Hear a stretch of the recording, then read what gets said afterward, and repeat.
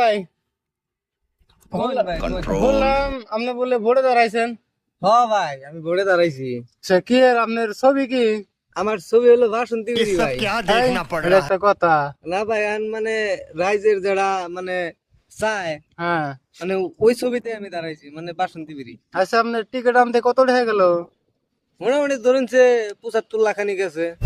তাহলে 75 লাখ টাকা দিয়ে আপনি টিকিট আনছেন, ভোট খেলাইতেও তো তাহলে 10-20 লাখ টাকা আরো তা যাবো। চাইবো আরো মোটামুটি 7-8 লাখ ধরে তুইছি। তাহলে আপনি পাবলিকের জন্য কি করবেন? আমি ভাই এই টেহা যেটি খরচ করে আমি টিকিট আনছি, হ্যাঁ তা আমি নিয়ত করছি যে আমি জিতার পরে হ্যাঁ মোটামুটি যে তুরি আমার টেহাড়ি না উঠবো, হ্যাঁ এ তুরি আমি রাইজের জন্য কিচ্ছু করুম না। আর আমি আমার টেহা উঠার পরে ভাবছি যারা গরিব মানুষ তাকে ভাবছি 1 মুঠা করে বাসন্তী বিড়ি কিনে। नहीं এর চেয়ে বেশি কিছু আমি করাম না রাইজের জন্য। তাহলে একটা কথা।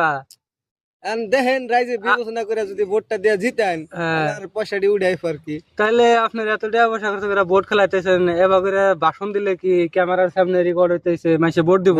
দেখেন ভাই, আপনি এই কথাটা চিন্তা করেন, এই যে যেটি আমি টেহা 75 লাখ টাকা খরচ করছি হ্যাঁ, একমাত্র এই বাসন্তী বিড়ির ছবির টিকিটের নিকে, আচ্ছা।